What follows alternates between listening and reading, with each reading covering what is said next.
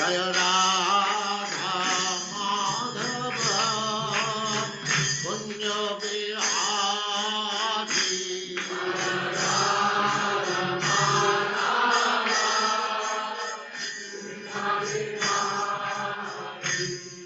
Jaya Radha Madhava Punya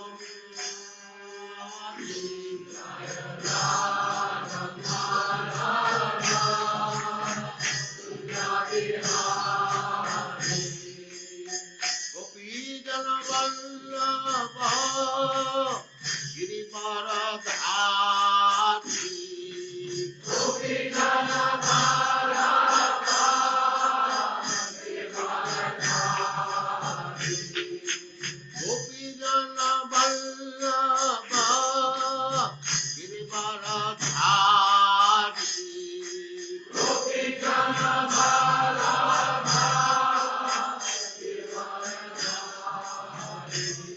Jaya Radha Madhava Kunja Bihari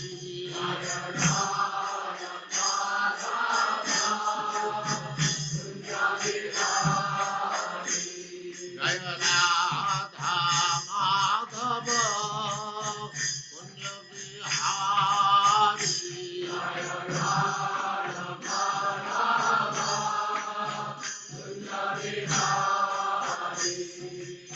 Gopi Jana Vallabha Girivaradhari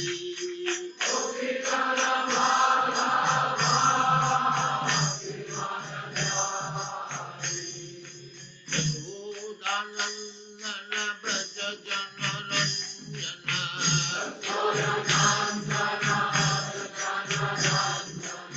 Yashodanandana Braja Jana Ranjana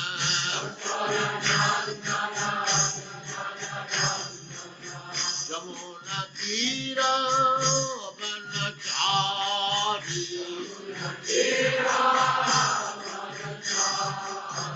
Jamuna Tira Vanachari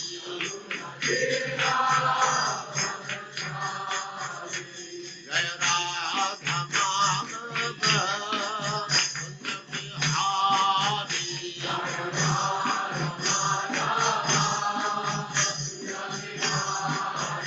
Jaya Radha Madhava Kunja Bihari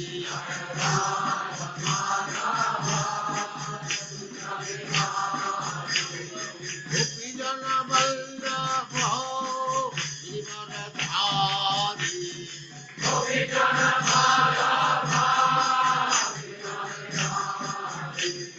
Gopi Jana Vallabha Girivaradhari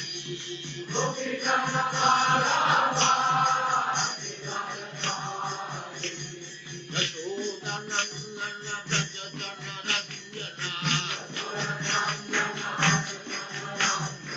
Yashodanandana Braja Jana Ranjana Jamuna Tira Vanachari Jaya Radha Madhava Kunja Bihari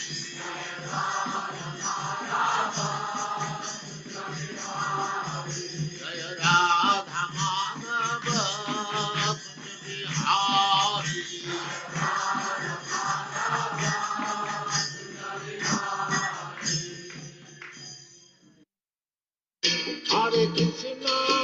Hare Krishna, Krishna Krishna, Hare Hare, Hare Rama,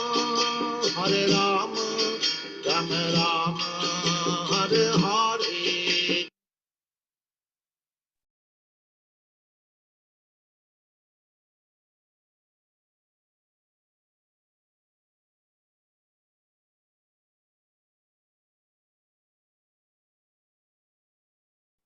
Hare Krishna and welcome to all the devotees online. Thank you very much for your time and association as we continue with Srimad Bhagavatam Canto 1, Chapter 14, new chapter, verses 1 to 10, the disappearance of Lord Krishna. Om Jnanatimivandasya Gyananjana Shalakaya Chakshurunmilitam Yena Tasmai Shri Guruve Namaha. Shri Chaitanya Manobhistam Stapitam Yena Bhutale Swayam Rupa Kadamayam Dadati Swapadantikam Vandeham Shri Guru Shri Utapadakamalam Shri Gurun Vaishnavamscha Shri Rupam Sagrajatam Sahagana Raghunatham Vitam Tam Sajivam Sadvaitam Savadutam Parijana Sahitam Krishna Chaitanya Devam Shri Radha Krishna Padan Sahagana Lalita Shri Vishakan Vitamscha He Krishna Karuna Sindho Dinabandho Jagatpate Gopesha Gopika Kanta Radha Kanta Namastute Tapta Kanchana Gourangi Radhe Vrindavaneshwari Vrishabhanu Sute Devi Pranamami Hari Priya Vanchakalpatarubhyascha Kripa Sindhubhya Vacha Patitanam Pavinebhyo Vaishnavebhyo Namo Namaha Jai Shri Krishna Chaitanya Prabhu Nityananda Shri Advaita Gadadhar Shivasti Gaura Bhakta Vrinda Hare Krishna Krishna Krishna Hare Hare Hare Rama Rama Rama Hare Hare Sarva Shastra Piyusha Sarva Vedeka Satpala Sarva Siddhanta Ratnarya Sarva Lokai Pritprada Sarva Bhagavata Prana Srimad Bhagavato Prabhu Kali Dvando Didaritya Shri Krishna Parivartita O Srimad Bhagavatam, O nectar churned from the ocean of all Vedic scriptures, O most prominent transcendental fruit of all the Vedas, O you are enriched with the jewels of all spiritual philosophical conclusions, O you who grant spiritual vision to all the people of the world, O life breath of the Vaishnava devotees. O Lord, you are the sun which has risen to dispel the darkness of Kali Yuga. You are actually Lord Krishna who has returned amongst us. Paramananda Pathaya Prema Varshasha Rayate Sarvada Sarva Sevyaya Shri Krishnaya Namastute. O Srimad Bhagavatam, I offer respectful obeisance unto you. By reading you one attains transcendental bliss, for your syllables rain pure love God upon the reader. You are always to be served by everyone, for you are incarnation of Lord Krishna. Madeka Bandhu Mat Sangim Mad Guru Man Mahadana Man Nishtaraka Mad Bhagya Madananda Namastute. O Srimad Bhagavatam, O my only friend, O my companion, O my teacher, O my great wealth, O my deliverer, O my good fortune, O my bliss, I offer respectful obeisances unto you. Sadhu Sadhu Tadahi Natti Nichocha Taraka Hanamuncha Kadachinmam Premna Ritkatayospura. O Srimad Bhagavatam, O give us saintliness to the unsaintly, O uplift to the very fallen. Please do not ever leave me. Please become manifest in my heart, my throat, accompanying pure love of Krishna. Hare Krishna, Krishna Krishna, Hare Hare, Hare Rama, Rama Rama, Hare Hare. Om Namo Bhagavate Vasudevaya Janmadhyasya Yatonvayaditaratas Charte Swabhigna Swarahat Tene Brahma Hidaya Adikavaye Muyanti Yatsuraya Tejo Vari Mridam Yatha Vinimayo Yatrati Sargo Mrisha Damna Swena Sada Nirastakvakam Satyam Param Dhimahi. O my Lord Shri Krishna, Son of Vasudev, all pervading personality of Godhead, I offer my respectful obeisance to you. I meditate upon Lord Shri Krishna because he is the absolute truth and the primal cause of all causes of creation, sustenance, destruction, and destructions of the manifested universes. He is directly and indirectly conscious of all manifestations and is independent because there is no other cause beyond him. It is he only who first imparted the Vedic knowledge unto the heart of Brahmaji, the original living being. By him, even the great sages and demigods are placed into illusion, as one is bewildered by illusory representation of water seen in fire, land seen on water. Only because of him did material universe is temporarily manifested by the reactions of three modes of nature appear factual, although they are unreal. I therefore meditate upon him, Lord Shri Krishna, who is eternally existent in transcendental abode, which is forever free from illusory representation of the material world. I meditate upon him, for he is the absolute truth. Prana Upayasha Sabya Kalavasmin Yuge Jana Manda Sumanda Mantayo Manda Bhagyo Padrita. O learned one, in this iron age of Kali, many but short lies, the quarrelsome, lazy, misguided, unlucky, and above all always disturbed. Narayam Namaskritya Narachevam Narotamam Devim Saraswatim Vyasam Tato Jayam Udirayet. Before reciting the Srimad Bhagavatam, which is the very means of conquest, one should offer respectful obeisance to the personality of God and Narayana, to Narayan Rishi, the supermost human being, and Anand Saraswati, the goddess of learning, and Srila Vyasadeva, the author. Sabai Pumsa Parodharmo Yato Bhaktira Adokshaje Haitukia Pratyata Yayat Suprasiddhati, the supreme occupation dharma for all humanities, that by which men can attain to loving devotional service unto the transcendental Lord. Such devotional service must be unmotivated and uninterrupted, completely satisfy the self. Vasudeva Bhagavati Bhakti Yoga Prajojita Jana Yatyusa Vairagyam Gyanam Chaya Ahatukam By rendering devotional service unto the personality of Godhead, Shri Krishna, one immediately acquires causes of knowledge and detachment from the world. Vedantita tattvavidas tattvam yach gnanam advayam brahmeti paramatmeti bhagavan iti sabhyate. Learned transcendentals who know the absolute truth calls non-dual substance Brahman Paramatma Bhagavan. Shrushushosadranasya Vasudeva Kataruchi Syanmahat Sevaya Vipra Punya Tirtha Nishevanat. O twice born sages, by serving those devotees who are completely freed from all vice, great service is done. By such service, one gains penalty for hearing the messages. Shrinutam Swakata Krishna Punya Shravana Kirtana Riddhantastabed Yabhadrani Vidunoti Suritsitam. Shri Krishna, the person of the Godhead, who is Paramatma, super soul in everyone's heart and a benefactor of a truthful devotee, cleanses desire from material enjoyment from the heart of the devotee, who has developed the urge to hear his messages, which in themselves virtues when properly heard and chanted. Nasta Prayashu Bhadreshu Nityam Bhagavata Sevaya Bhagavatu Tamasloke Bhaktir Bhavati Nashtiki.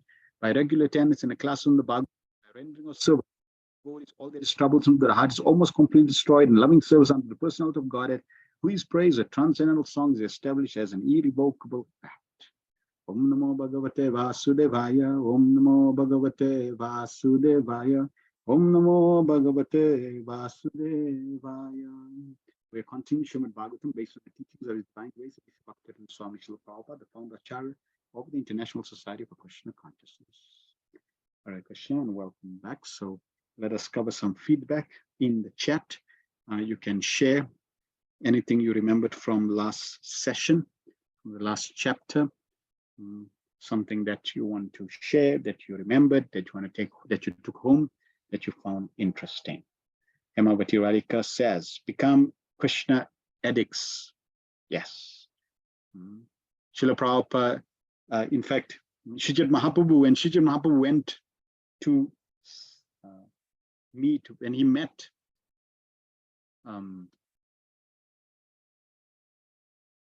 slipped my mind. What's his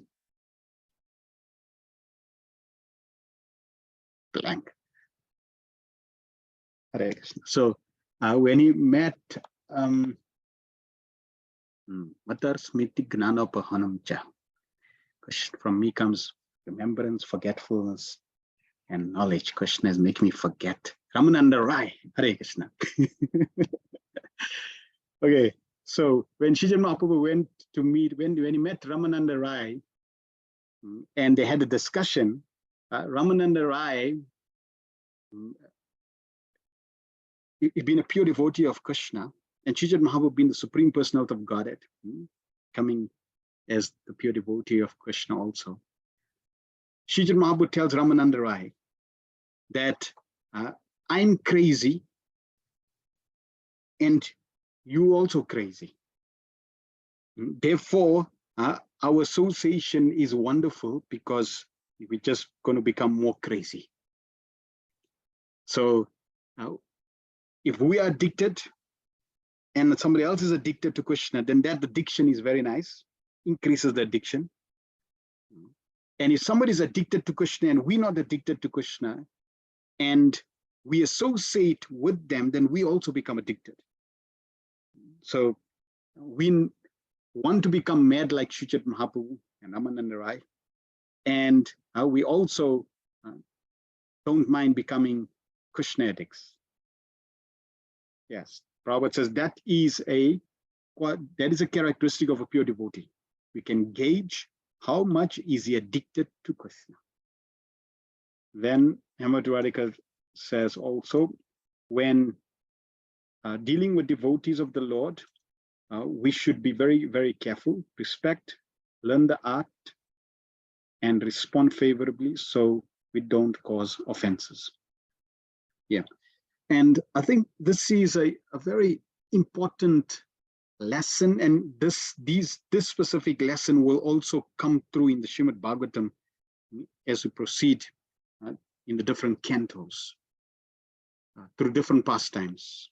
We find Durvasa Muni, Maj, Ambrish, King Chitraketu, different pastimes will be there to reveal this point. Dealing with others is not easy. Just consider, dealing with your own mind is not easy. What we're dealing with others. So it's not an easy activity. At the same time, our false ego always want to be right. And in most cases, we would deal with devotees, especially, in a way that we want to prove our ego, or prove to our ego that, yes, I'm right. We want to validate. So really our goal as aspiring servants of Krishna is to understand that we're not here to prove anything to anyone, but we simply here to please Krishna. And even in circumstances where you could be totally wrong, right? You could even be exploited. On that extreme level, I'm going. We do not encourage, and we never will encourage, and Srila Prabhupada never encourage exploitation on any level. But even in that situation, when you cultivate the proper response that pleases Krishna, then all your historical baggage, sinful reactions, etc., can become nullified because of that behavior, because of that response. So when we deal with negativity, with offensive mentality, with exploitive mentality, with the proper consciousness, there are many verses in the Vedas that we can share to illustrate this specific type of psychology or physiology, psychology that we need to cultivate, right? We need to develop this type of attitude. I'll just read a few verses that describes this point. So Krishna to Uddhava, Lord Krishna to Uddhava in the Bhagavatam 11:28-2 says, Paraswabha karmani ya prasamshati nindati sa ashu brashyati swartad astya abhiniveshata. Whoever indulges in praising or criticizing the quality or behavior of others will quickly become deviated from his own best interests by his entanglement in illusory dualities. So here the Lord is warning, right? What will happen if we indulge in praising or criticizing the qualities and behavior of others which are not pleasing to him? Then throughout his life, a Brahmana should consider material prestige to be like poison and dishonor to be like nectar. After all, if one learns to tolerate dishonor, then his agitation will subside and he will happily sleep, happily awake, and happily move about. The person who insults him will, because of his sin, become regretful, and his happiness in this and the next life will be vanquished. This is from Manu Samhita, quoted by Srila Bhaktisiddhanta Saraswati Thakur as well. So here we see the verse is encouraging how to tolerate dishonor. Now, we may be dishonored and we may think that's unfair. I'm going to fight, or I'm going to be vocal, or I'm going to, do whatever you have to do. I'm going to defend, etc. But Srila Prabhupada says defense is an animal propensity, and it also does not please Krishna. So therefore, sometimes you'll see, people when and especially if we, in the scripture says, if we see a devotee being dishonored, then we can be vocal, but the devotee himself will not be vocal. Why? Because he will accept, okay, this is Krishna's mercy, I'm tolerating, this will please Krishna if I tolerate. And in this way, he attracts Krishna's attention, and that is more important than the dishonor. Right? So in this way, we'll see how this aspect of creating or having the proper attitude. I'll just read one more verse.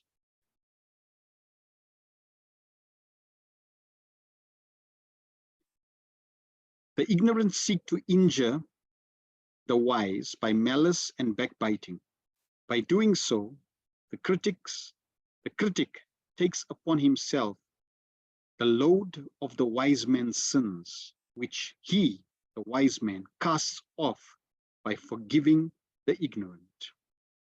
A person being criticized should not criticize in retaliation, for the pain felt upon receiving criticism is endured, will itself consume the critics and bring in exchange the result of his good deeds. One who remains tolerant, not becoming angry, certainly attains the abuser's pious credits. Indeed, his own sins are transferred to that wrathful person. So Krishna has his own way of dealing with these situations, and it's best and better to let Krishna deal with the issue. Hand your problem to Krishna. So respond favorably, respond in forgiveness, respond by tolerating, right? And naturally, if somebody is abusing you, doesn't mean you need to stay in that environment, but the attitude that we should cultivate must be what will please the Supreme Lord in this situation. Naturally, every situation, but specifically in relation to the point that we're discussing. Thank you very much, Hemavati Radhika, for sharing that. Shamananda Prabhu says, Hare Krishna Prabhu. Srila Prabhupada gives these two really nice points in the purport of why we are here in the material world. Desiring to lord it over material world and declining to cooperate with Krishna. Yes, such a wonderful, like these sutras of Srila Prabhupada, they're profound. They're profound. It's like Prabhupada is taking oceans and oceans, volumes of wisdom and compressing it into such powerful statements so that we can remember or try to remember. So desiring to lord it over material nature and not cooperating with the Lord. We need to now try to turn that around. Desiring to recognize and accept Krishna is the Lord and Master of everything around us. That includes us. Right? You know, we say, oh, Krishna is the Lord and Master of everything besides me. No, Krishna is the Lord and Master of everything, including you. So if he's the Lord and Master of you and everything, relating to the first point you mentioned, or the points that we're discussing in terms of, you know, how if receiving dishonor, criticism, or whatever comes across, anything that may be inauspicious or negative. If Krishna is the Lord and Master, well, leave it in his hands. Let him manage your life, your situation. And it's a practice. We have to try to practice that. Give Krishna your life and see what he does with it. And then trying to cooperate with Krishna. We'll see Arjuna revealing this principle. He wants to cooperate with Krishna. What's Krishna's plan? What's Krishna's next plan? I want to be part of Krishna's plan. Mother Lash. Hare Krishna Prabhu, pure devotees speak very directly and don't hold back, like Narada Muni, Srila Prabhupada in his purports. Vidura while speaking to his brother. This is an important service for them, and they don't play around. It is important for us, and it's up to us to hear, digest, and act on these important messages.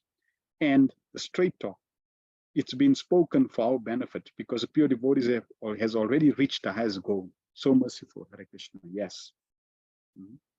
They don't want to sugarcoat because what they're going to achieve by sugarcoating, keeping you more in Maya.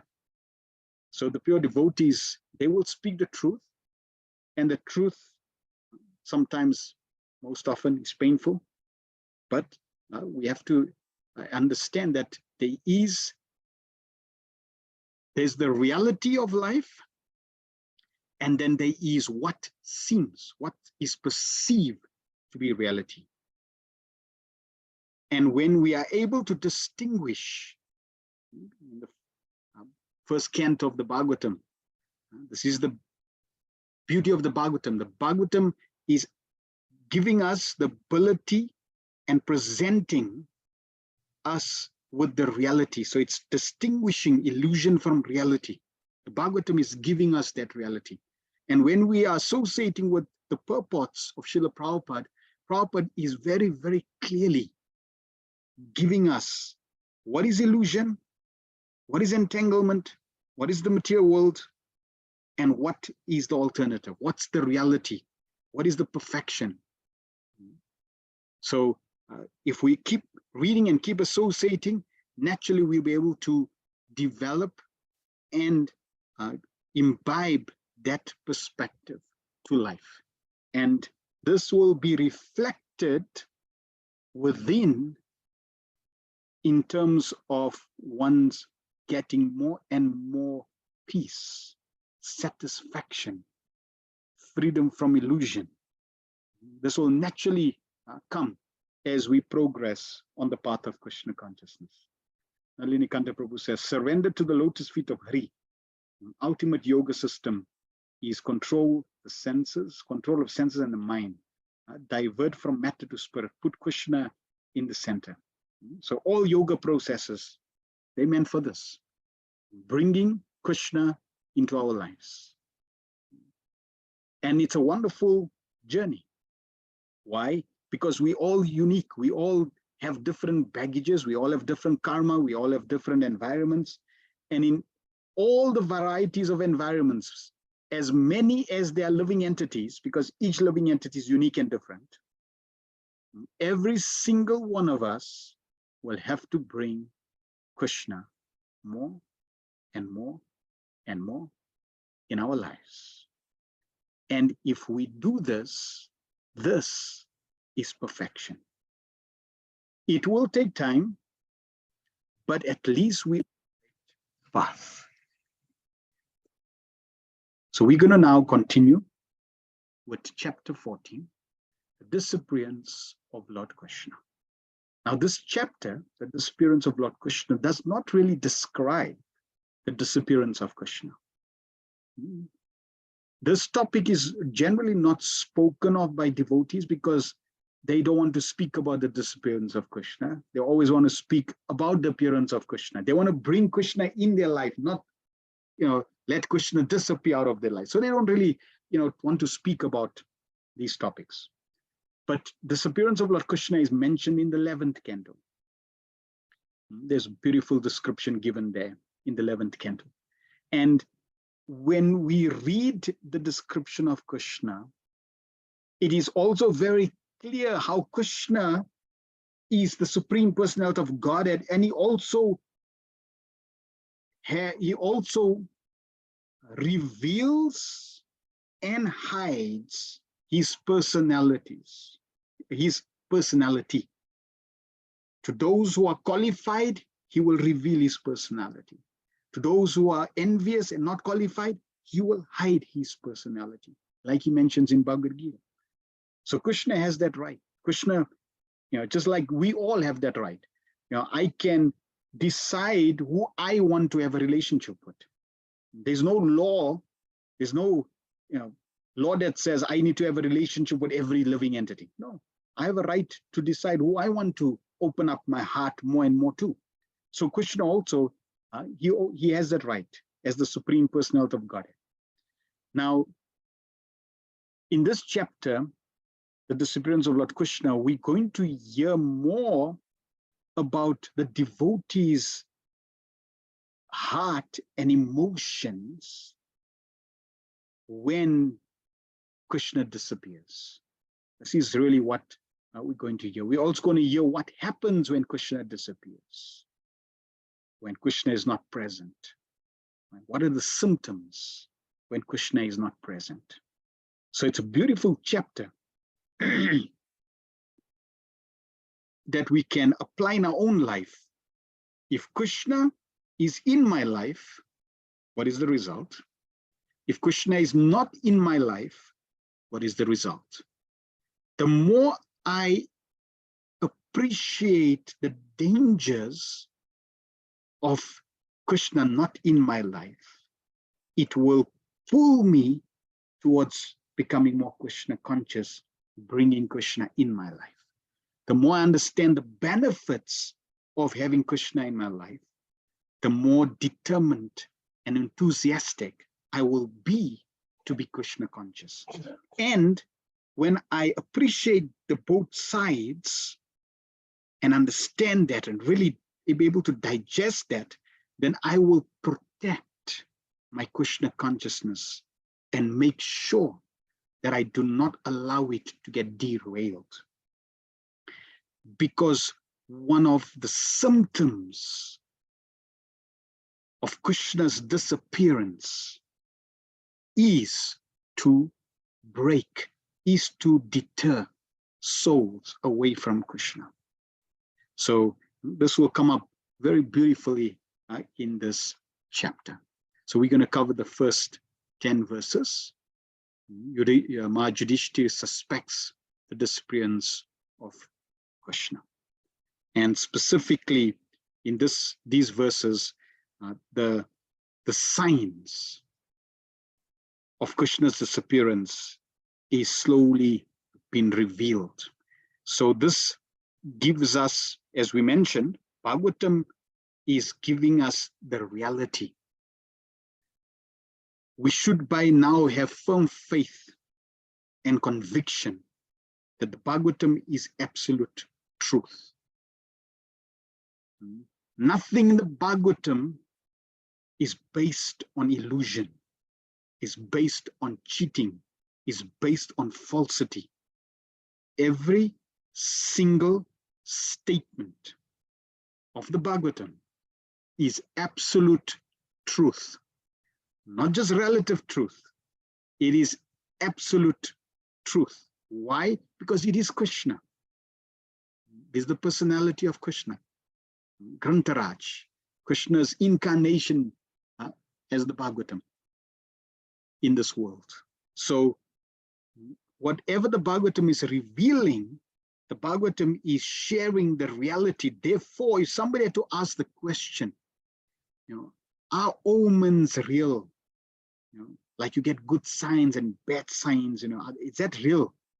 Because many people think these are superstitious events or fictitious events, like if it's like all of a sudden cloudy, or there's like a natural disaster.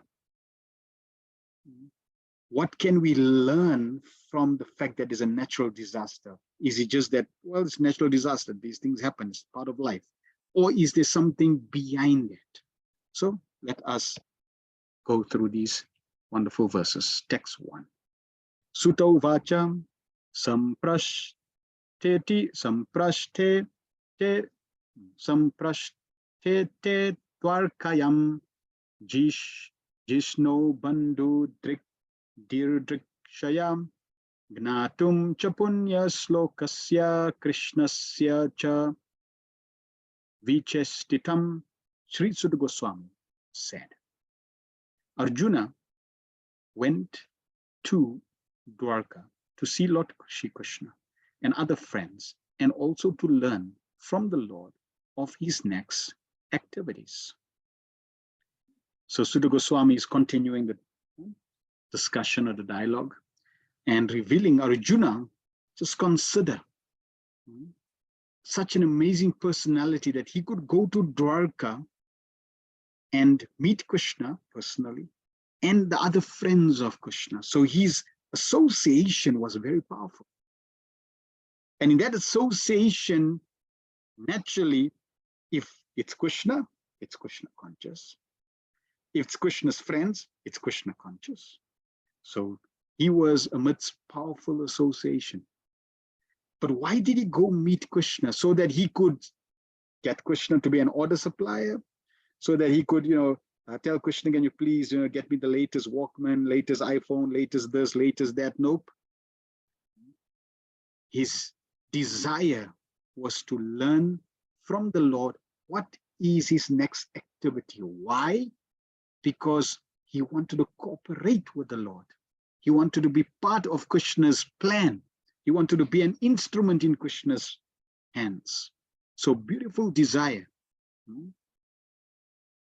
Arjuna is teaching us. We want to understand what is Krishna's plan and how can I be part of it. See the significance or the magnitude of what you do in Krishna's plan is not what is important. It is the fact that you desire and want to be in Krishna's plan.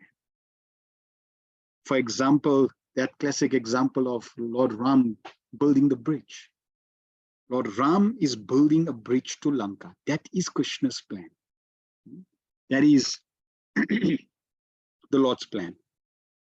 Now, Hanuman, he was able to bring big boulders and mountains to build a bridge.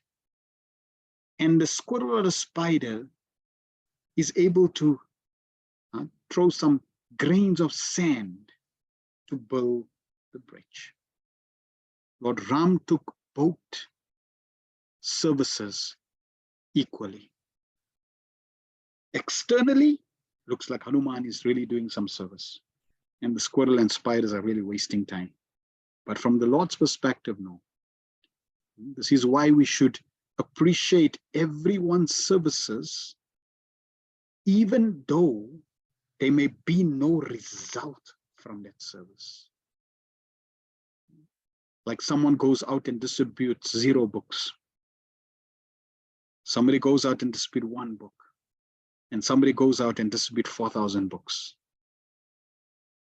Naturally, it's more pleasing when 4,000 books go out for the Supreme Lord.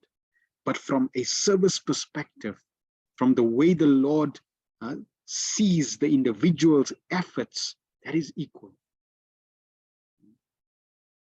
So that is important. So Arjuna is showing how to cooperate. Prabhupada in the purport says, as stated in Bhagavad Gita, the Lord descended on earth for the protection of the faithful and the annihilation of the impious.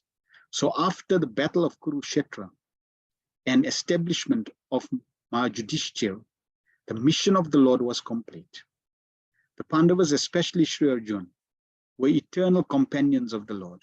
And therefore Arjuna went to Dwarka to hear from the Lord of his next program or work.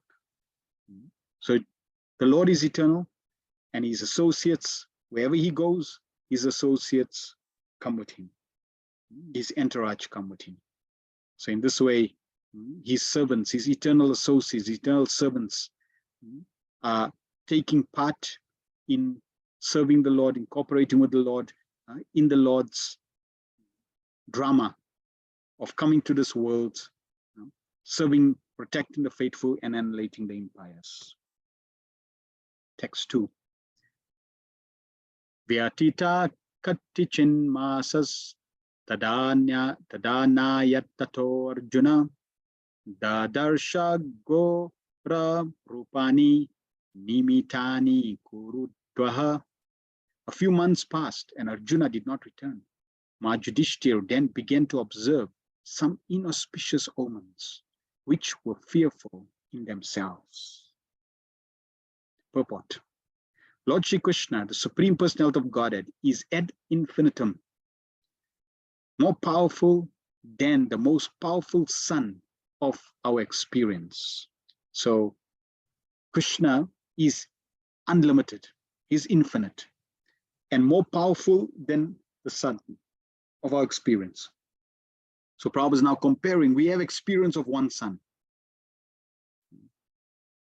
Prabhupada is now using that one sun and comparing to give us a little glimpse into Krishna's personality. So let's meditate and concentrate on one sun. This sun that rises every single day, and when it rises, this practically life. It gives life to the creation. It facilitates so many aspects of our survival. So that way we can now, if we understand the power, the benefit, and the potency of one sun, which has been giving energy and light in this specific universe for 150 trillion years. It's been giving energy. And its battery power is not even diminished the slightest. What type of mechanism must the Lord have in the sun planet that's able to give out energy, light, heat of such intensity and still not be depleted an inch? Definitely profound. So Prabhupada says, millions and billions of suns are created by him and annihilated by him within his one breathing period. So Krishna doesn't just have one such power source. He has millions and billions. And all of them are giving energy. And they can keep giving energy eternally. Such an amazing powerhouse, such an amazing source of energy. No doubt we can appreciate the sun's energy when there's load shedding, when there's darkness. And there is absolutely no load shedding, no power cuts, no power interruption in the flow of the sun's energy. What amazing mechanism is there? And who is behind such an amazing infrastructure and mechanism? Because Eskom, the powerhouse, the company supplies South Africa's power. They have to build a power station and they have to maintain the power station. And if they don't maintain, it can break down, cause more issues. So somebody has to maintain a powerhouse. Somebody has to maintain the sun's energy. And we know that Krishna in the form of Mahavishnu is the maintainer. He's maintaining. And he's maintaining without any difficulties. Just consider, he's maintaining while sleeping. Mahavishnu is taking yoga nidra.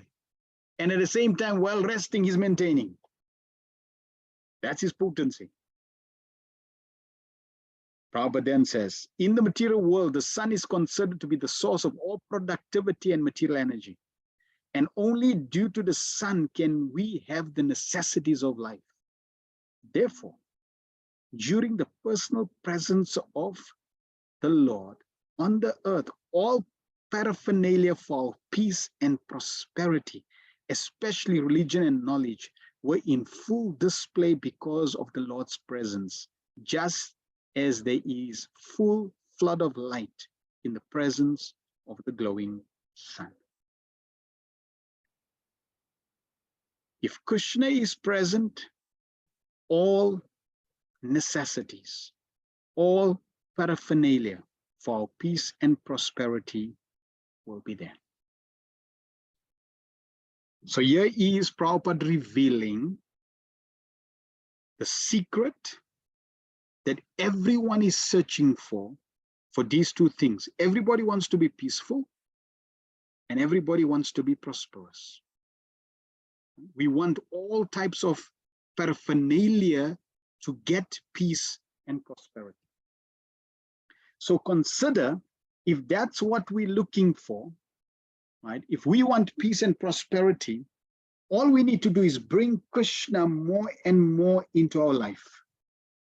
The more Krishna is present in our life, the more we will feel the peace and prosperity. So to get onto that path, to start focusing on that path, that is the path of Krishna consciousness. It's not going to be an overnight success. It's not like, okay, I'm going to practice, I chant 16 rounds of one day and I'm going to be peaceful and I'm going to have all prosperity. No. Krishna will definitely test the sincerity, the determination. But being on this path, this is basically the result. When Krishna is present, you can't have anything but peace and prosperity. Now Prabhupada is taking that and linking it to a real example, because somebody's going to say, okay, but where's the example? So here's the example. Maharaj Yudhishthira observed some discrepancies in his kingdom, and therefore he became very anxious about Arjuna, who was long absent, and there was no news about Dwarka's well-being. He suspected the disappearance of Lord Krishna. Otherwise, there would have been no possibility of fearful omens. If Krishna is there, there is absolutely no question of inauspiciousness, unless Krishna desires it for a specific reason or lesson. But otherwise, like Chaitanya Charitamrita says, you got Maya and you got Krishna. You got darkness and you got light. Both cannot be present at the same time. It is not possible. You either have light or you have darkness. You can't have both.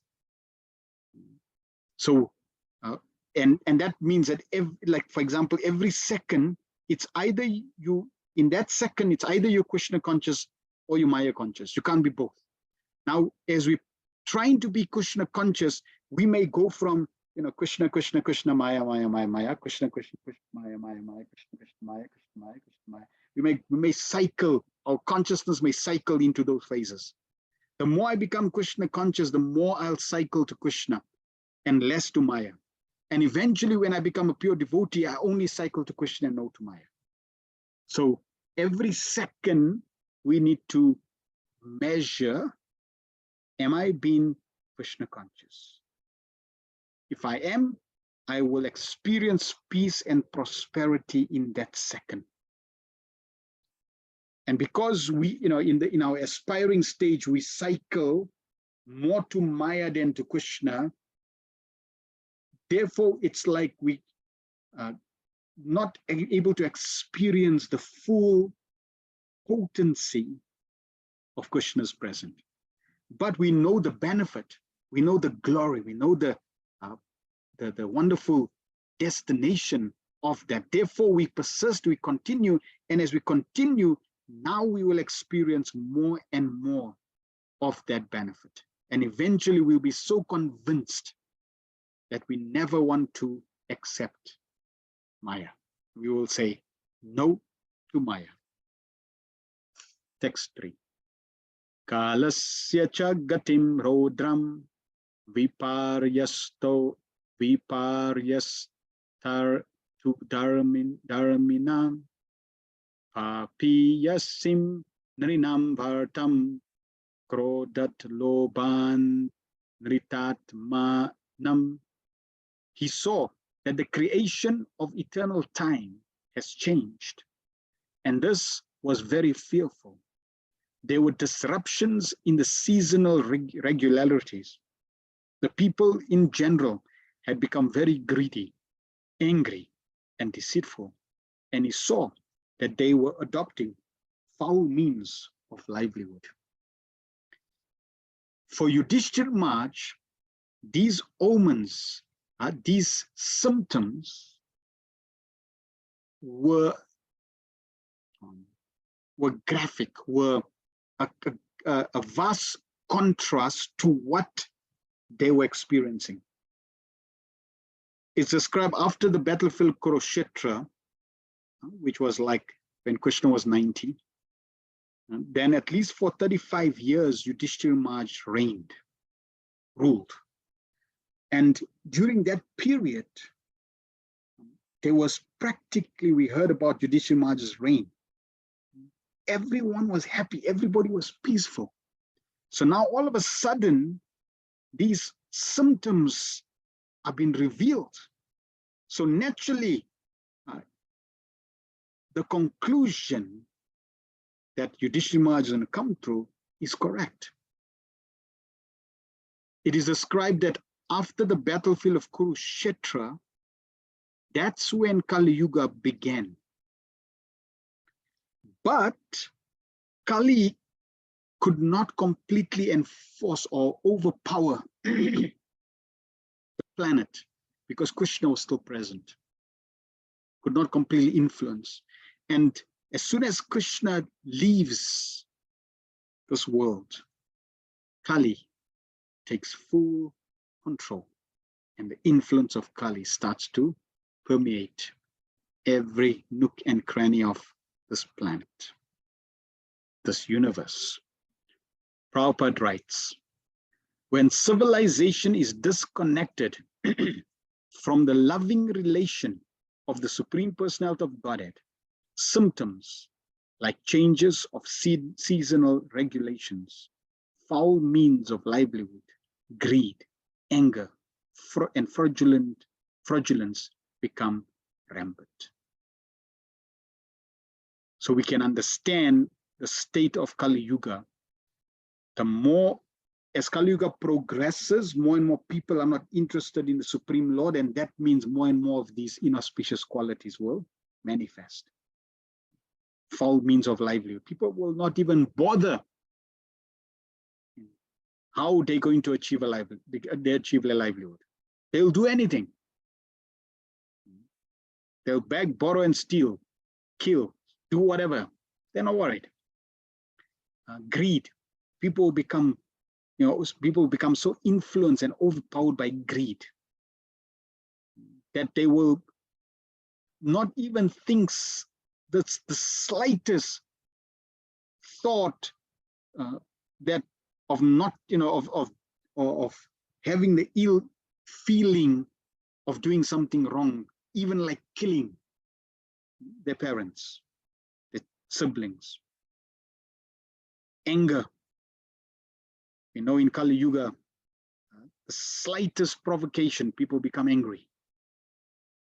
Right? So these things, fraudulence, the corruption, we shouldn't be surprised when these qualities are visible. It should be no surprise. The government, the politicians, corruption, fraudulent, greed, anger, all these things, it's a revelation that yes, the creation minus Krishna, this is what you're going to get. The world minus Krishna, this is what you're going to get. You minus Krishna, this is what you're going to get. So if we do not want such experiences, then we need to connect in loving relation with the Supreme Personality of Godhead. This is all the result of disconnection from service, loving service to Krishna. The change of seasonal regulations refer to one's season's atmosphere becoming manifest in another season. In today's world, you can have all 4 seasons in one day. For example, the rainy season's been transferred to autumn, or the fructification of fruits and flowers from one season in another season. A godless man is invariably greedy, angry, and fraudulent. Such a man can earn his livelihood by any means, black or white. During the reign of Maharaj Yudhishthira, all of the above symptoms were conspicuous by their absence. They did not exist. This is the power of a saintly king, Raj Rishi. These things didn't exist. So when Maj Yudhishthira is starting to see these omens, these symptoms, it's revelation. Something's not right. Inauspiciousness, omens, tells us something's not right.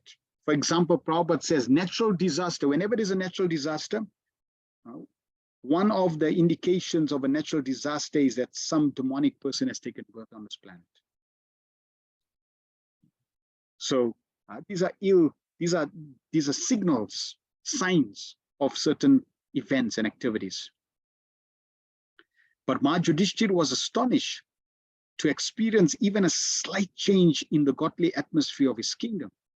And at once he suspected the disappearance of the Lord. Foul means of livelihood implies deviation from one's occupational duty.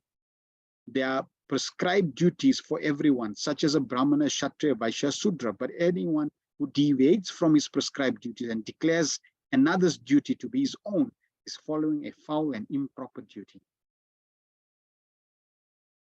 This aspect of understanding what you meant to do is very, very important, just even from a perspective of you being happy. If you do something that does not resonate with your nature, it will create disturbances. Therefore, it is important to be introspective and understand what is your nature. What do you like to do? Even from a material perspective, and venture on that path, venture on that road, and then try to dovetail that in Krishna's service. Then you'll be much more peaceful. A man becomes too greedy for wealth and power when he has no higher objective in life, and when he thinks that his earthly life of a few years is all in all. Beautiful statement by Srila Prabhupada. If we do not have the vision, the ultimate vision of loving service to Krishna, then we will chase wealth and power. And there will be no amount of wealth and power that we'll be satisfied with. And people who are in this type of environment or category, they dare simply because they have no high objective in life. And the highest objective is to revive our loving relationship with Krishna. Ignorance is the cause of all these anomalies in human society. And to remove this ignorance, especially in this age of degradation, the powerful sun is there to distribute light in the shape of Srimad Bhagavatam. So how are people going to be enlightened? How are they going to be put on the right path? It is by the mercy of Srimad Bhagavatam. And Prabhupada's desire was to have Srimad Bhagavatam in every home. So in this way, there'll be light in every home. And we are fortunate to be able to already have this greatest benediction, greatest gift of being able to have exposure to Srimad Bhagavatam, know about Srimad Bhagavatam, be able to go through Srimad Bhagavatam and associate with Srimad Bhagavatam. It's no ordinary activity, no ordinary activity. It is the greatest of all fortune. Now we should go through the Srimad Bhagavatam and imbibe and learn and apply. We should live Srimad Bhagavatam.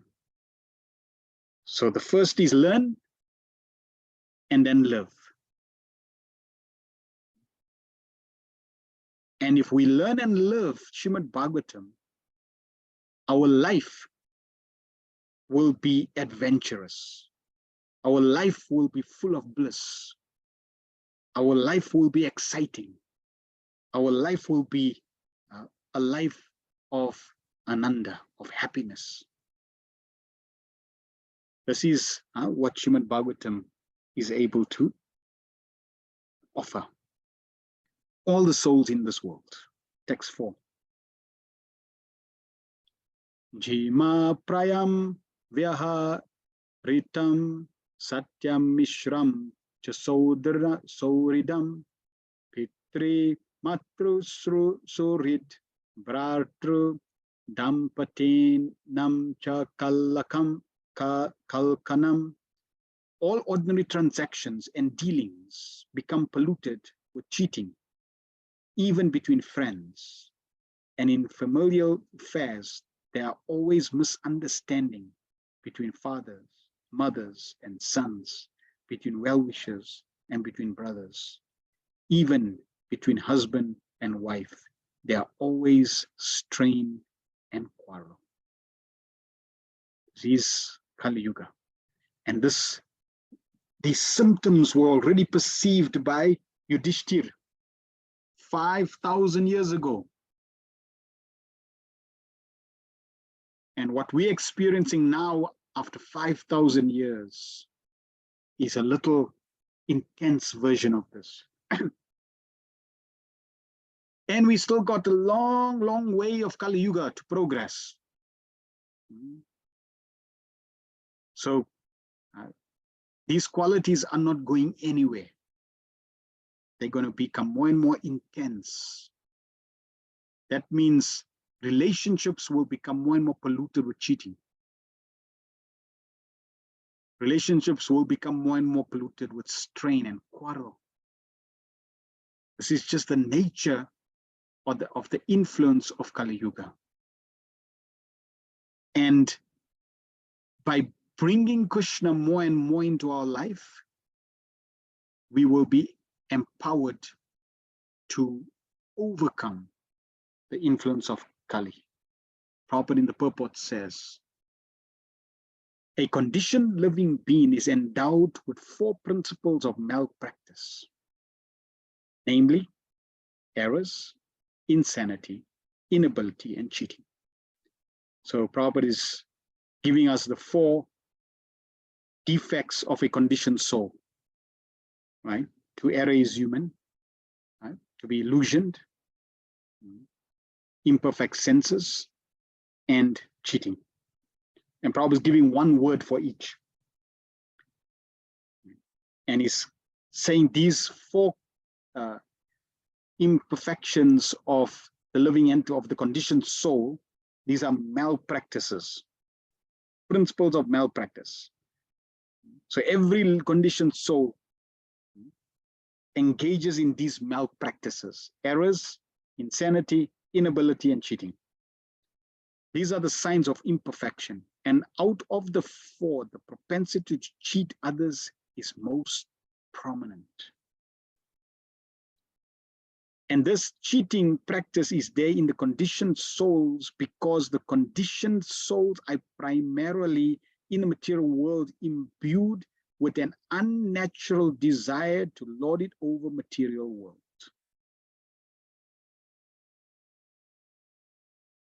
So Prabhupada is linking it back to what we're discussing in terms of lack of cooperation and to lord it over material nature. And Prabhupada is now giving some adjectives to these, to this principle of lording it. It's an unnatural desire.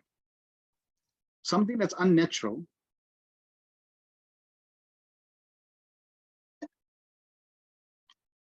brings suffering.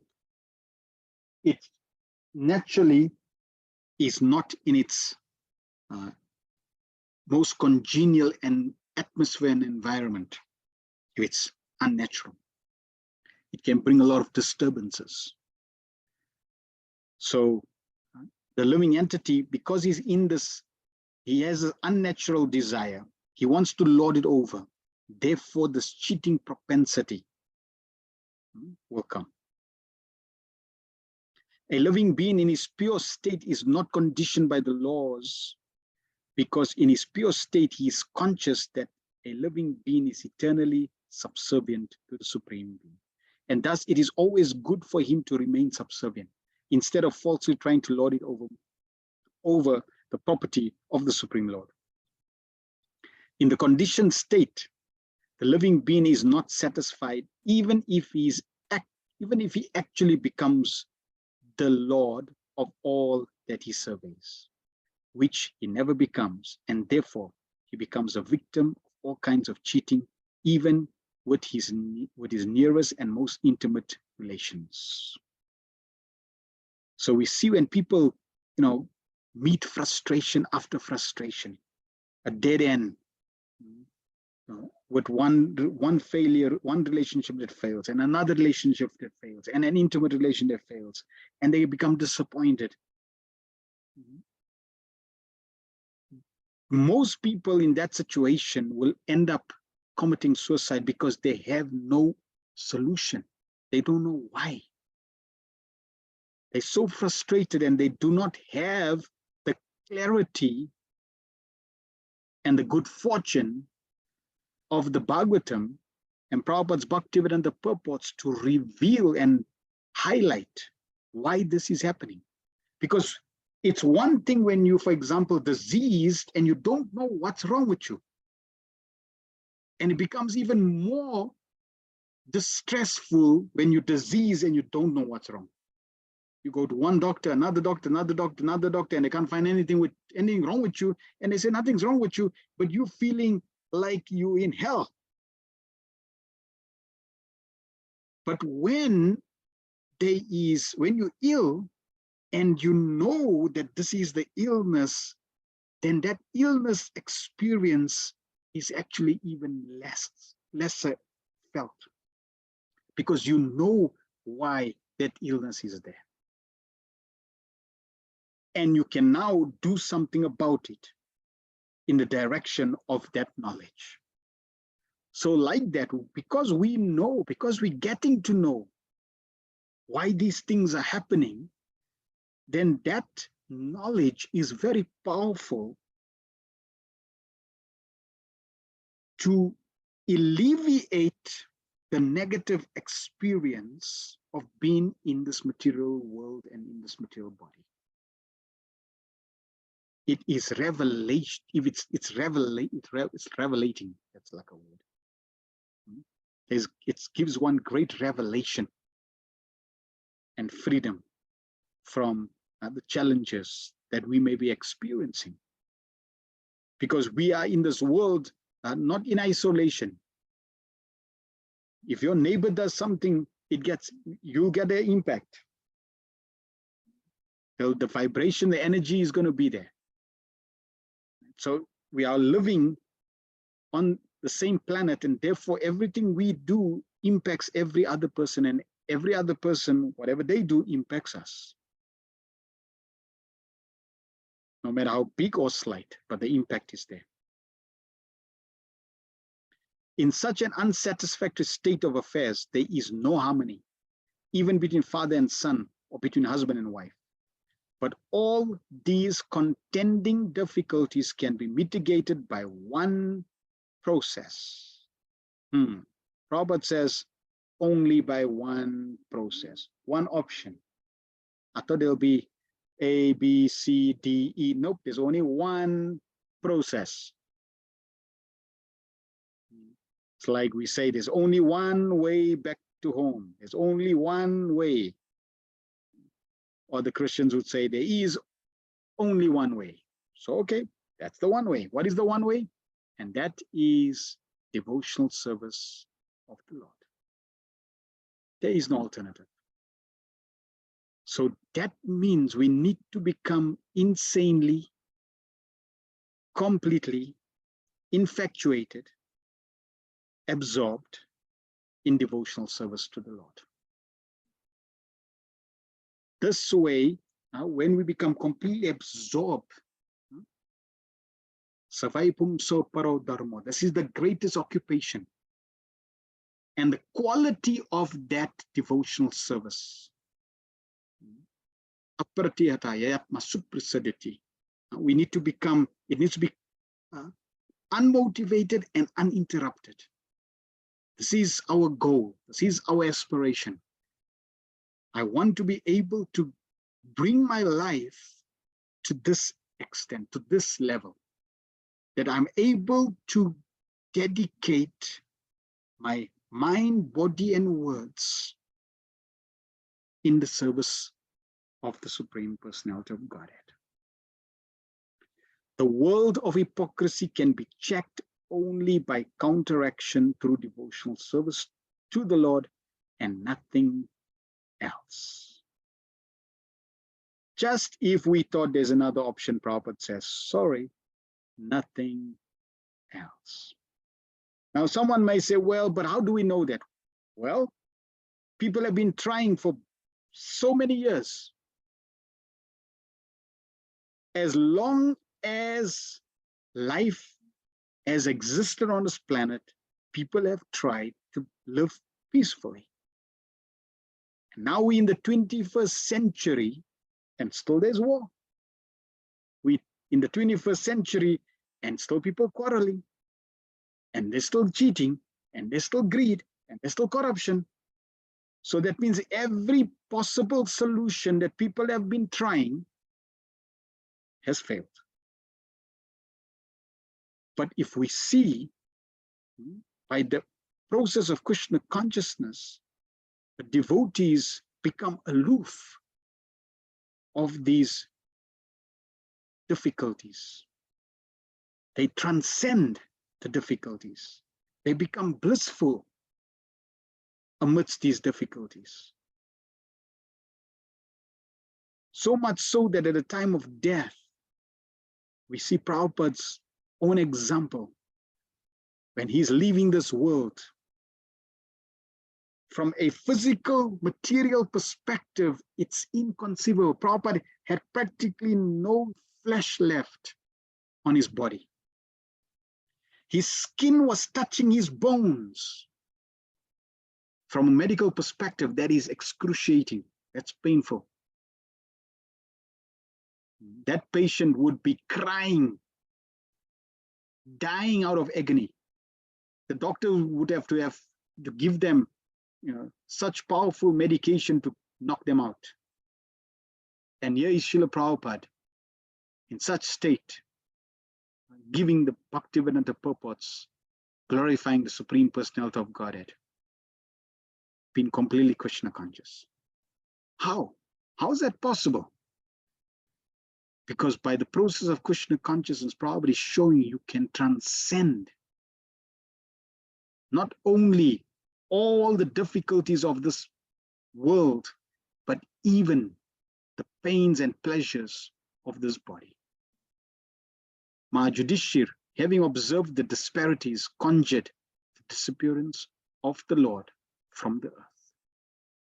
So if the Lord leaves, this is the circumstance, this is the nature. So Krishna leaves means difficulties. Krishna comes means less difficulties. Krishna's presence means no difficulties. 5. Nimitanyat yarish tani kale twang nugate nrinam lobadya dharma prakritim drish vovachanujam nripa. In the course of time, it came to pass that people in general became accustomed to greed, anger, pride, etc. Mahayudhishthira, observing all these omens, spoke as follows to his younger brother. Prabhupada in the purport says, such a pious king as Mahayudhishthira at once became perturbed when there were such inhuman symptoms as greed, anger, irreligiosity, and hypocrisy rampant in society. These are inhuman symptoms. They're not befitting human beings. So as human beings, and what to talk about as aspiring devotees, there should be no greed. There should be no anger. There should be no irreligiosity. And there should be no hypocrisy. Prabhupada says, we know that Kali Yuga will break, or Krishna consciousness will break if there's quarrel and hypocrisy. Therefore, our relationships is built on love and trust. But one needs to create that environment individually, within a family, and within a society, so that we can flourish. It appears from this statement that all these symptoms of degraded society were unknown to the people of the time, and it was astonishing for them to have experienced them with the advent of Kali Yuga, or the age of quarrel. So we don't want to, we know that these will be present in today's world, within the society, within the family, and within individuals. Because it is Kali Yuga, and Kali Yuga has been progressing, so these will be there. Now, we should understand that the only solution is Krishna consciousness, devotional service. So we should not try, even though we can help encourage people, in terms of how to relate with each other, how to speak, properly, how to be tolerant, etc. But the real key solution is devotional service. We find even Srila Prabhupada himself, started having marriages, and then eventually Prabhupada said, okay, I don't want to be part of this anymore, because of the quarrels that were there even in the relationships that Prabhupada had set up. Because even though the couples get married, it is their initiative of how much Krishna they bring in their own life to make that relationship work. Even though they may be families, it is how much they bring Krishna in that family. Srila Bhaktivinoda Thakur himself also was trying to help society. Eventually he decided, no, the only way is to bring Krishna. And therefore he started Namahatas to help bring the holy name and Krishna into people's lives. He opened like 2,000 Namahatas. Srila Bhaktisiddhanta Maharaj also, when Srila Prabhupada met him for the first time, Prabhupada was interested in trying to get India to be independent. And Srila Bhaktisiddhanta Maharaj said, no, Krishna consciousness is what's required. That's the real solution. So we individually want to be more Krishna conscious. Now, if one is in a leadership position or as parents, then we need to obviously manage disputes or certain challenges that may be there. And in order to do that, first and foremost is whoever we're managing, including ourselves, we want to have a good spiritual sound sadhana.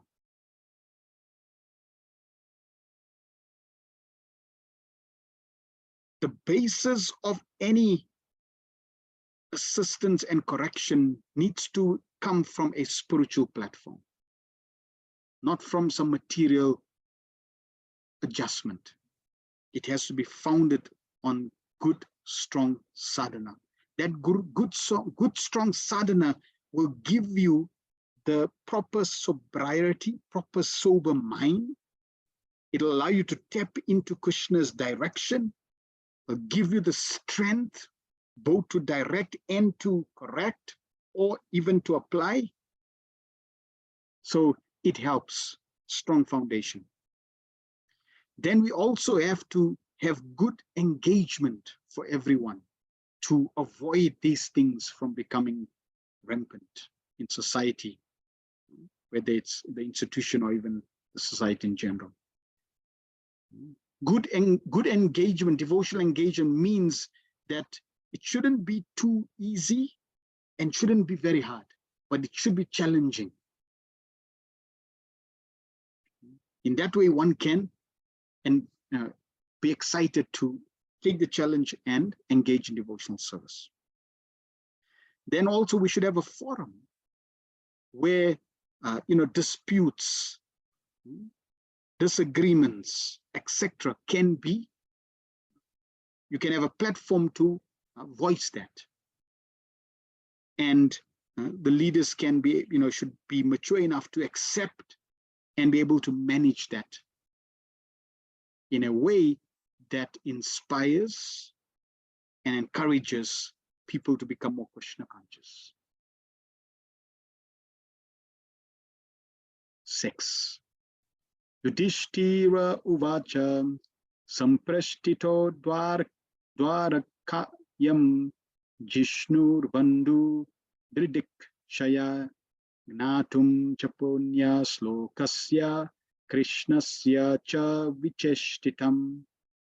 Yudhishthira said to his younger brother Bhishma Sen, I sent Arjuna to Dwarka to meet his friends and to learn from the personality of God at Krishna of his program of work. Gata saptaduna masa bhima sena tavanuja nayati kasya vahetor naham vededam anjasa. Since he departed 7 months ago, 7 months have passed, yet he has not returned.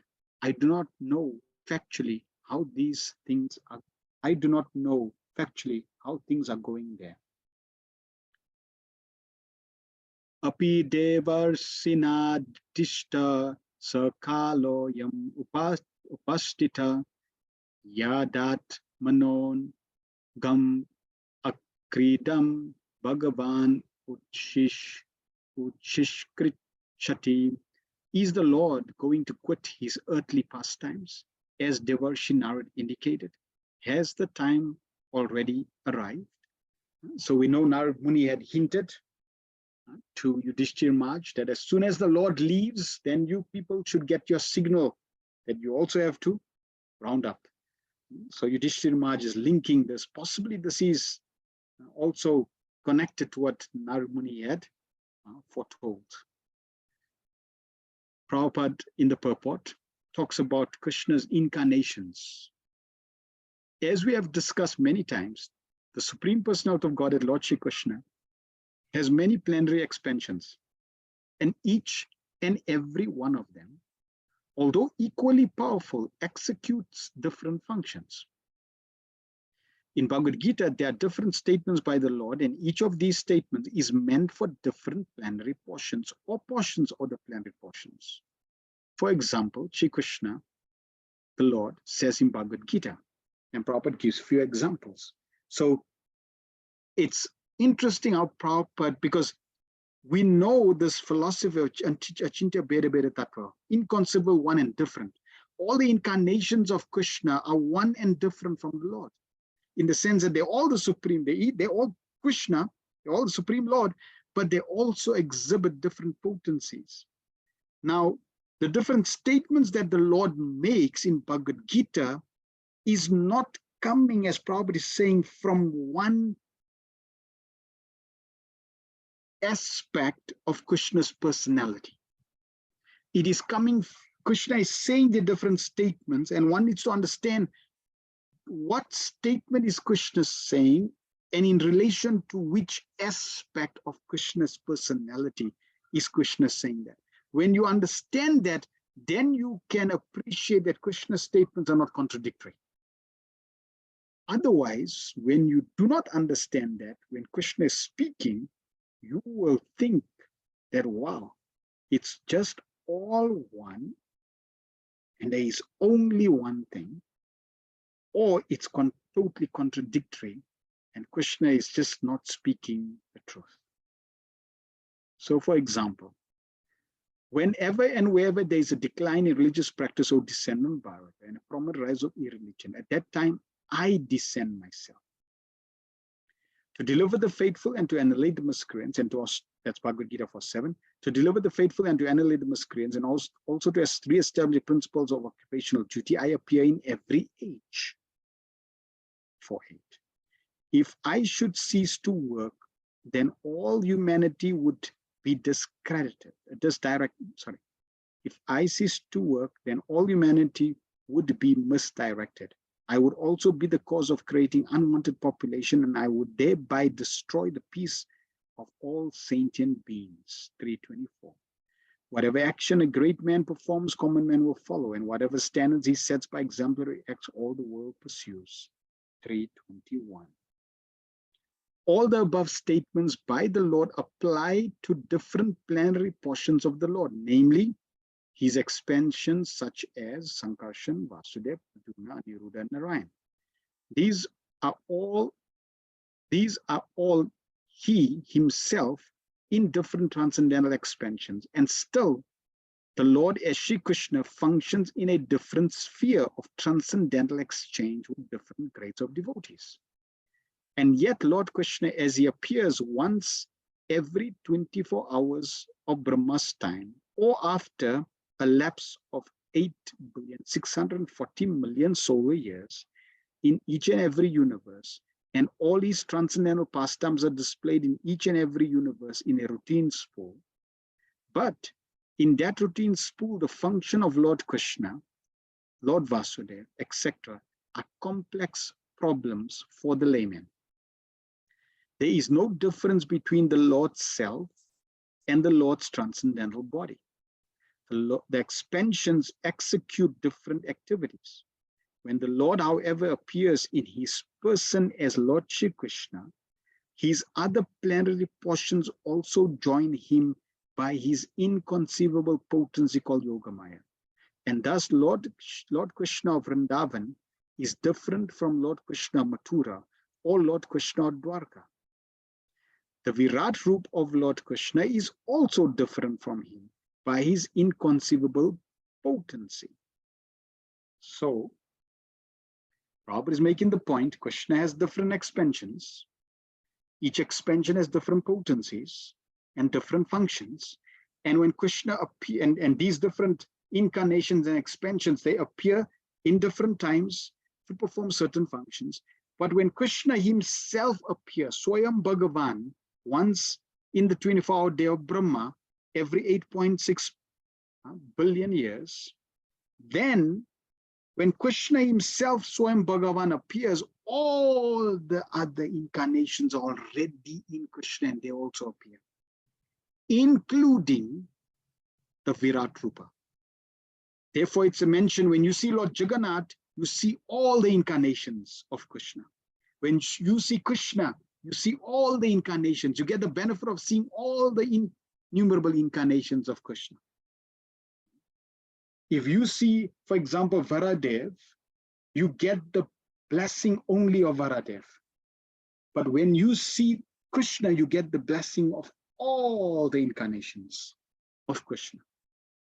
So Prabhupada in the purport is coming to a specific point related to this, right? So all incarnations are in Krishna, which means that when Krishna performs different pastimes or in different places, like in Vrindavan, Mathura, Dwarka, etc., then the different personalities which are in Krishna, the different incarnations, they can act accordingly. So you find, for example, Shamsundar Krishna never leaves Vrindavan. Vrindavan Krishna never leaves Vrindavan. When Krishna is in Dwarka, that is Dwarkadish Krishna. When Krishna is killing demons, that is Vasudev Krishna. Different incarnations, different expansions, performing their specific roles even when Krishna is present. Now we're coming to the Virat Rupa. The Virat Rupa exhibited on the battlefield of Kurukshetra is the material conception of his. So Krishna has spiritual form, spiritual expansions, and Krishna also has a material expansion, a material form. That material form is called Virat Rupa. In the third canto, we will hear more about this as well. Therefore, it should be understood that when Lord Krishna was apparently killed by the bow and arrow of the hunter, the Lord left his so-called material body in the material world. When the Lord leaves this world, which is described in the 11th canto, all the incarnations are in him. So as he's moving back to Goloka Vrindavan, he goes through the different heavenly planets, and not all the demigods can see him. Only those he blesses. So Lord Shiva can see, Brahma can see that, oh, there's Krishna ascending, they offer prayers, etc. Then Krishna goes through all the Vaikuntha planets. And as he's going through all the Vaikuntha planets, the different incarnations that have come with him, they then get resituated in their planet. And then ultimately Krishna ends up in Goloka Vrindavan, back home, back to Godhead. Now, that happens with all the expansions and incarnations, but it also starts off right in the material world, because Virat Rupa is also in Krishna. And because Virat Rupa is also in Krishna, when Krishna leaves this material world, the first form he leaves behind for that dimension is Virat Rupa. That means material body. So therefore, when Krishna left, he left behind a material form. And that's why many people like the Mayavadis, the impersonalists who do not understand Krishna's personality, they will conclude, see, Krishna was a material man, material person. He was just a great king, just a great prince, that's all. He's not the supreme personality of Godhead. Krishna gave them a reason to convince their argument, to convince their perspective, because Krishna fulfills everybody's desire. So that's material, Krishna's material form. All such activities are simultaneously one and different from his inconceivable potency. Right. The Virat Rupa exhibited battlefield Kurukshetra is a material conception of his form. Therefore, it should be understood that when Lord Krishna apparently killed by the bow and arrow of the hunter, the Lord left his so-called material body in the material world. The Lord is Kaivalya. For him, there is no difference between matter and spirit, because everything is created from him. Therefore, his quitting one sort of body or accepting another body does not mean that he is like an ordinary living being. All such activities simultaneously one and different by his inconceivable potency. When Maharaj Yudhishthira was lamenting the possibility of disappearance, it was just in pursuance of a custom of lamenting the disappearance of a great friend. But factually, the Lord never quits his transcendental body, as is misconceived by less intelligent persons. Such less intelligent persons have been condemned by the Lord himself in Bhagavad Gita, and they are known as Mudas. That the Lord left his body means that he left again his plenary portions in the respective dhams, transcendental abodes, as he left his Virat Rupa in the material world. So the Virat Rupa is part of the material creation. And if Krishna comes, it's already in him. When Krishna leaves, it stays here. So it's not like Krishna is leaving, or Krishna dies like a mundane person and leaves behind a material body. No. Whichever dimension Krishna is going through, that dimension, that form that is part of the dimension stays there, right? Or is left there. So this is how Krishna, right? Prabhupada is talking about Krishna leaving this world. Yudhishthira Maharaj is experiencing the symptoms, but Prabhupada is just talking in terms of how Krishna leaves this world and how he leaves behind the mere Virat Rupa within the material creation. It does not diminish Krishna's spiritual personality at all. 9. Yasmana sampado rajyam dara prana kula praja asan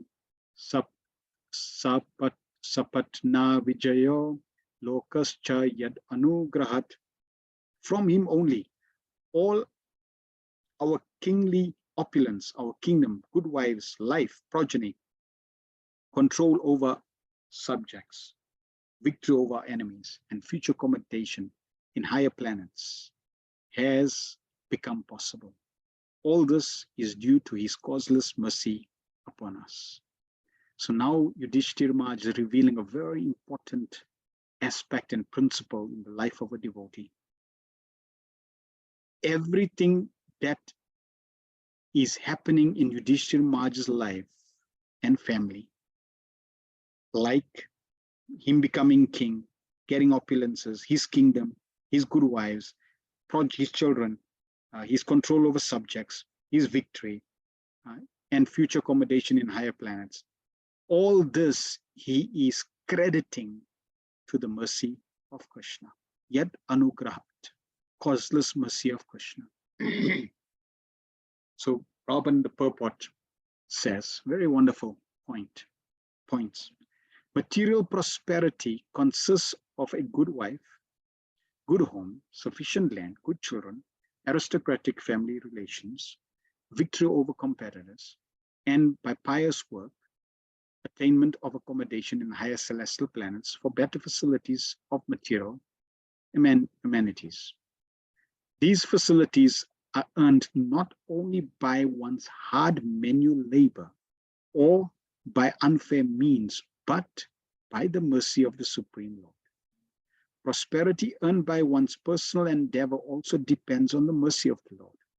Personal labor must be there in addition to the Lord's benediction. But without the Lord's benediction, no one is successful simply by personal labor. The modernized man of Kali Yuga believes in personal endeavor and denies the benediction of the Supreme Lord. Even a great sannyasi of India delivered speeches in Chicago protesting the benedictions of the Supreme Lord. But as far as Vedic Shastras are concerned, as we find in the pages of Srimad Bhagavatam, the ultimate sanction for all success rests in the hands of the Supreme Lord.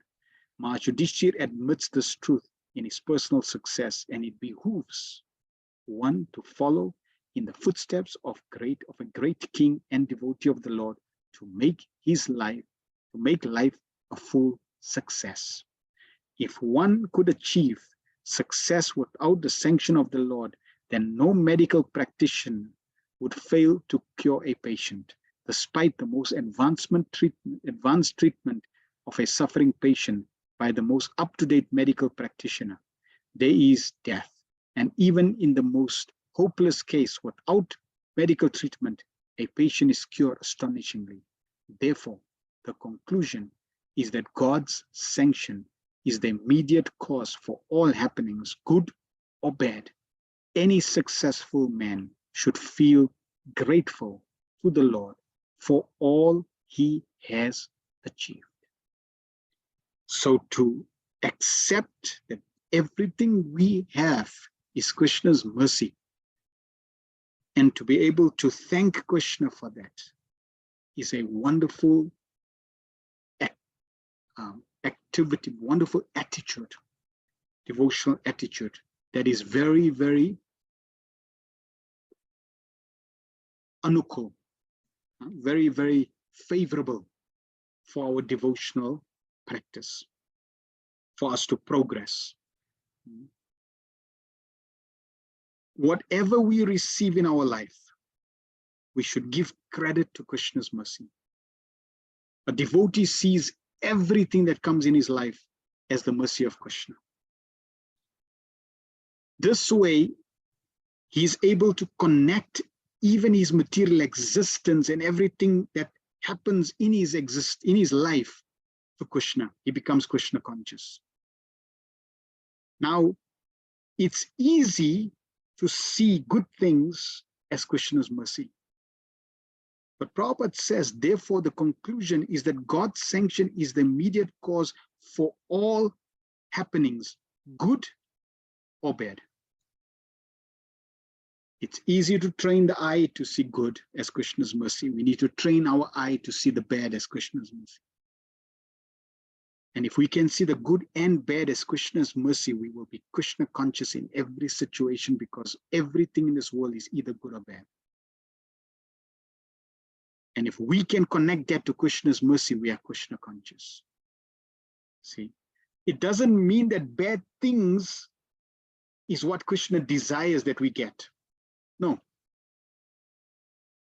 But by seeing bad things, which are going to come on their own accord, either by people or by karma, but by seeing bad things as a blessing, as Krishna's mercy that now connects us to Krishna. It's linking our consciousness to Krishna.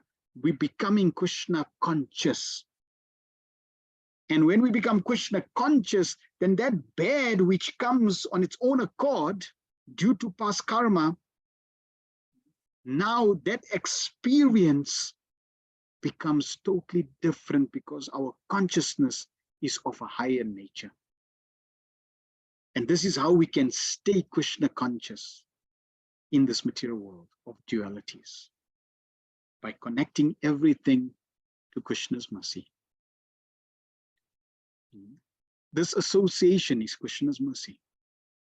Srila Prabhupada coming into our life is Krishna's mercy. The Bhagavatam is Krishna's mercy. Having devotee association is Krishna's mercy. Having the opportunity to chant Krishna's name is Krishna's mercy. How glorious.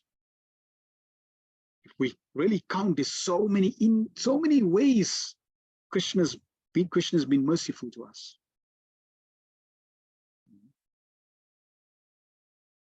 And if we now look at the bad things that happen to us and see that it's Krishna's mercy,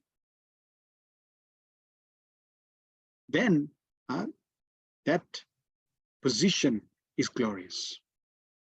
And probably saying this is how we should follow in the footsteps of Mahayudhishthira, great king and devotee. His teaching. Don't forget the Supreme Lord. In good times and bad times, always give credit and always be grateful, because it is ultimately Krishna's mercy. 10. Pashyat patan nara vaigra divyan bhauman sadai kikan darunam samsat odurat bhayam no buddhimohanam. Just see, O man with a tiger's strength, it's talking to Bhima, Yudhishthira talking to Bhima, how many miseries due to celestial influences, earthly reactions and bodily pains, all very dangerous in themselves, are foreboding danger in the near future by deluding our intelligence. Purport. Material advancement of civilization means advancement of the reactions of threefold miseries due to celestial influence, earthly reactions, and bodily and mental pains. So because we're in the material world, we have a material body, we're in a material planet, therefore people focus on material advancement. And that simply means advancement of the reactions of the threefold miseries due to celestial influence, earthly reactions, and bodily and mental pains. Adidevic, adibhotic, and adiatmic suffering.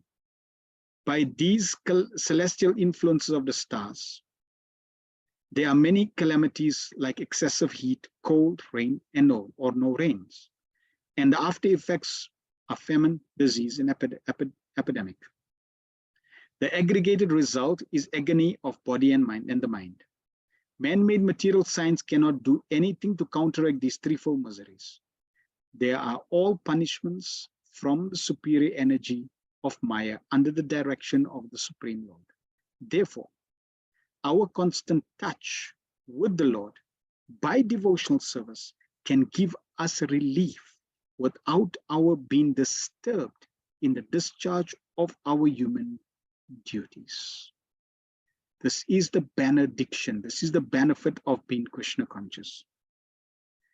That our constant touch with the Lord by devotional service, by chanting Hare Krishna, by engaging in devotional service, can give us relief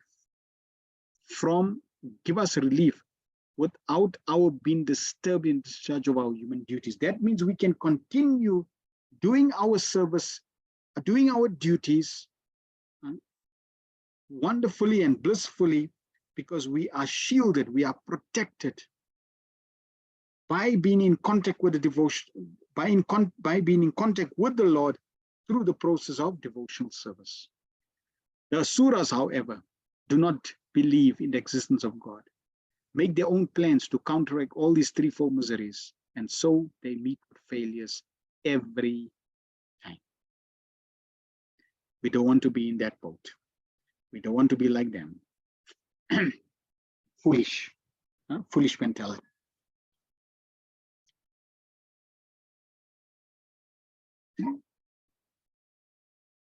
The Bhagavad Gita 7:14 clearly states that the reaction of material energy is never to be conquered because of the binding effect of the three modes. They can simply be overcome by one who surrenders fully in devotion under the lotus feet of the Lord. So if we are serious and sincerely practicing Krishna consciousness, engaging in devotional service, connecting with the Supreme Lord, we should slowly but surely begin to experience this freedom from Adidevik, Adibhautik, and Adhyatmic suffering, even while going through it. See, it's not that we become superhuman, that I don't have any diseases. I'm bulletproof. I'm fireproof. I'm atomic proof. Right? I'm everything proof. No, it's not like that.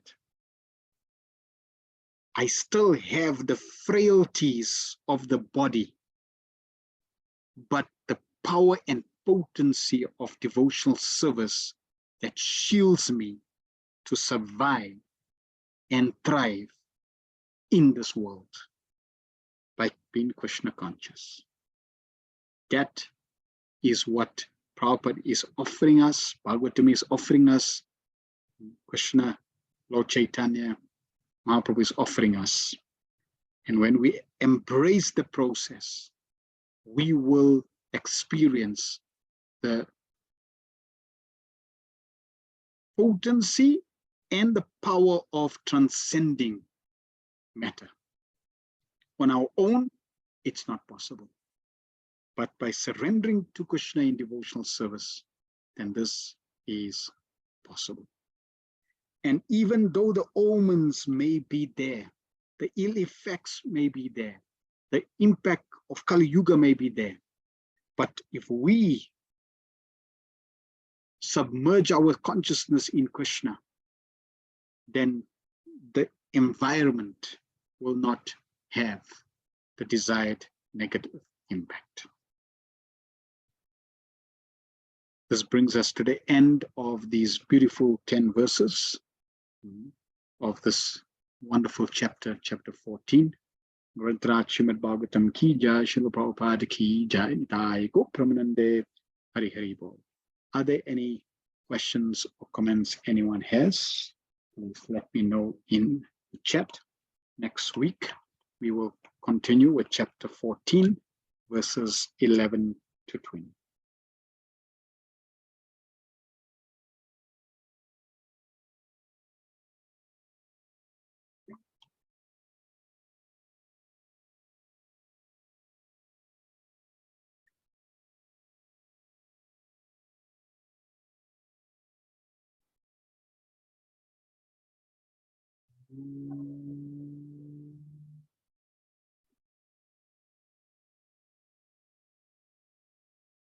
Nalini Kanta Prabhu says, beautiful class. Thank you very much, Prabhu. Hare Krishna. Thank you very much, Nalini Kanta Prabhu, for your feedback.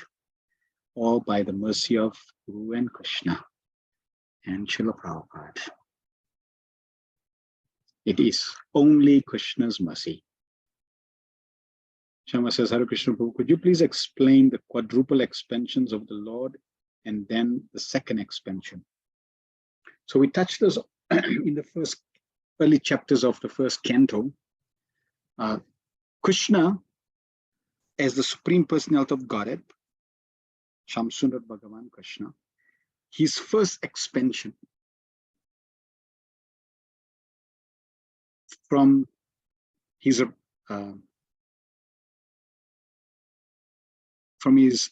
right side is Balaram. Balaram then expands as the four first Chaturvuya expansions. Vasudeva, Aniruddha, Pradyumna, and Sankarshan. They are Vishnu expansions. Then from Sankarshan, another four expansions manifest. Also with the same names. Different personalities, same name. Aniruddha, Pradyumna, Sankarshan, Vasudeva. That Sankarshan is called Mahasankarshan. And then from that Mahasankarshan comes the Purusha incarnations. Then they further expand. So the quadruple expansions are expansions of Krishna, Narayan expansions of Krishna, like all the other expansions of Krishna. They basically expansions for different functions and services that Krishna has. So Balaram is the first expansion. From Balaram, you get the first four Narayan expansions. And then from Sankarshan, you get the next Chaturvuya, quadruple expansion. Right? And that way, the different expansions manifest. Therefore, you find that sometimes scripture says, Vishnu is an expansion of the expansion of the expansion of the expansion of the expansion of Balaram of Krishna, because of that layering of expansions coming from Krishna. Krishna has unlimited expansions like that, all for different functions and inconceivable. So for us, we know that all these expansions are ultimately coming from Balaram, who's ultimately coming from Krishna. So therefore, Krishna is Swayam Bhagavan, the Supreme Personality of Godhead. And therefore, our focus is not so much on all the expansions, but ultimately on our main focus is on the Supreme Personality of Godhead. So I hope that explained a little. Does the second expansion focus on the manifestation of the spiritual realm or the material realm? So all the expansions, first Chaturvuya, second Chaturvuya, all the other expansions, they all have planets in the.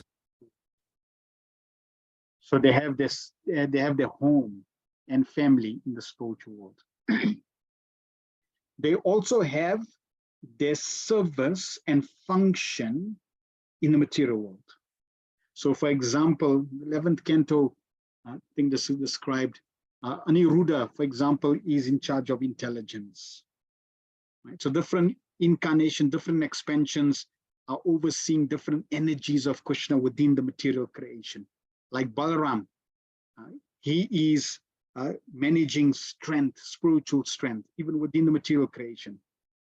Right? So different expansions also facilitate and manage different potencies and energies within the material creation. And obviously in the spiritual world, they definitely have their abode, their function and features. Like Balaram, spiritual strength is there in every aspect of creation, matter or spirit. So like that, they have their services, and they have the function in terms of how Krishna wants them to serve. It's basically Krishna expanding to serve in certain facets. Madhulash, Hare Krishna Prabhu, thanks for Krishna Katha. Does Lord Chaitanya also come with all expansions, all incarnations? Yes, because he is Krishna. He's Radha and Krishna combined. So all expansions, all incarnations, and all energies are in Lord Chaitanya. Complete. The absolute, one person, everything there. Radha and Krishna are one personality in two forms.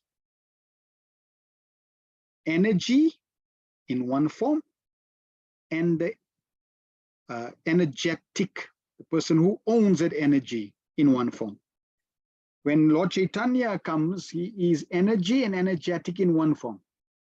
Everything combined. Special feature of Krishna. Very special feature. Shamananda Prabhu says, thanks for sharing Srimad Bhagavatam nectar with devotees. In Srimad Bhagavatam lecture, Srila Prabhupada says, who can kill God?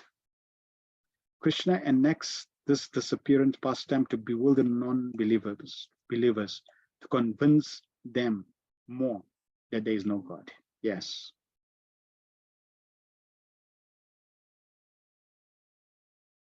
So Krishna, for example, people that believe in the Big Bang theory, so they'll say, oh, there was no personality creating the creation, it's explosion, Big Bang.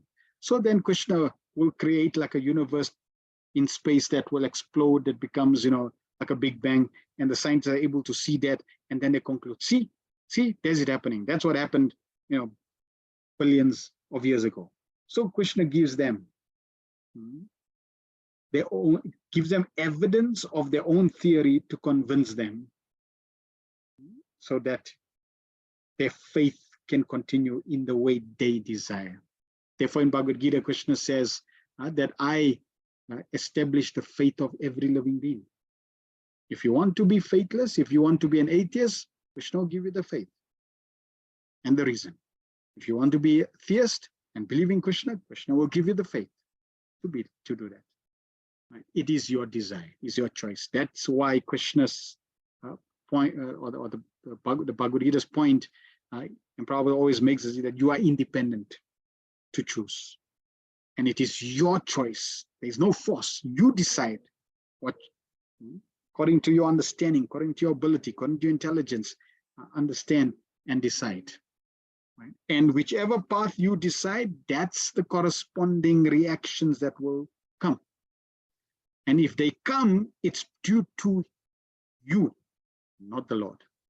Like, for example, your shadow. Who is the cause of your shadow? Is it you or is it the sun? Now, someone may say it's the sun, but it's not the sun. The sun is not the cause of your shadow. It is you. When you look at the sun, you're facing the sun and you look at the sun, there's no shadow. As soon as you turn away from the sun, when you turn your back to the sun, then the shadow is created. But as soon as you look towards the sun and face the sun, there's no shadow. So the sun hasn't changed. The sun is still there, but your position has changed. Your attitude has changed. You changed, you moved away, you faced your back against the sun. You faced your back against the Lord. That is why you get shadow. That is why you get difficulties. That is why you get trouble.